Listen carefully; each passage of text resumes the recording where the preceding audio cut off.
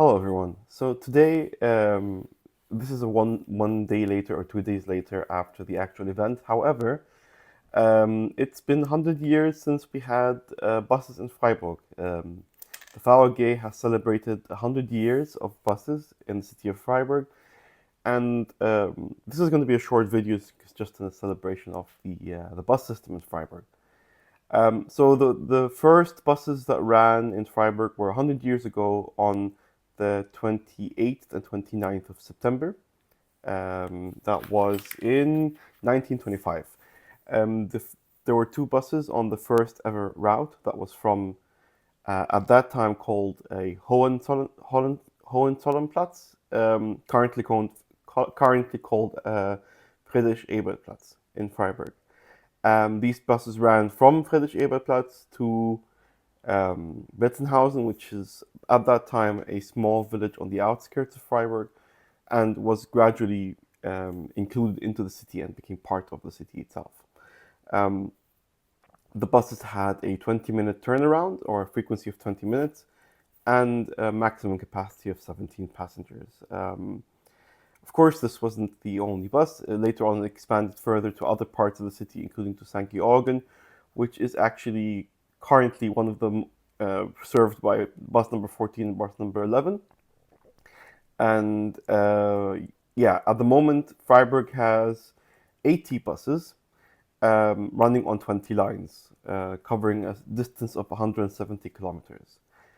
And according to the article that's been published by the Amsblat of the city of Freiburg, by 2030, all buses will be climate neutral, running on electrical energy, powered by renewable energy. So that's the factual part of the video. Now, personally, I am one of the biggest fans of the Freiburg buses, in particular because of the reach that they have, the flexibility, the coverage they provide is crucial and essential to many parts of the city, including the parts that are not so close to tram lines.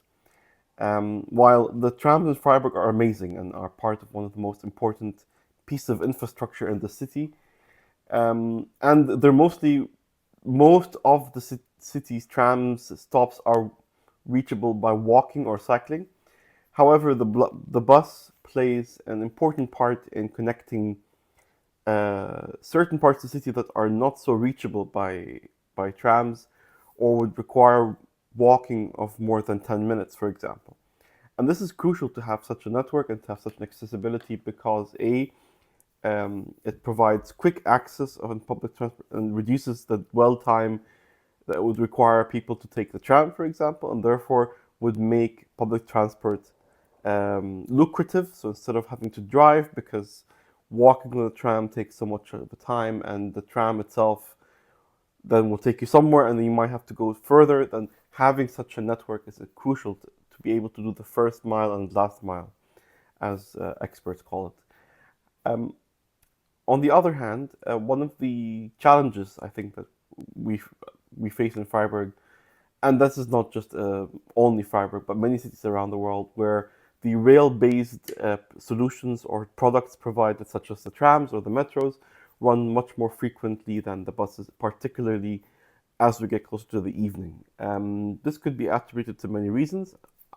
I haven't delved further into this, but anecdotally and based on my personal experience, especially in the buses number 14 and 11, they probably run not as frequently because there aren't enough drivers. This is always an issue in many bus services where either there aren't enough candidates applying, or because the number of vehicles are more and the number of passengers per vehicle is less than the tram, since a tram can take up to 300, 400 passengers, and buses take maybe a maximum of 90 passengers or 70 passengers per round.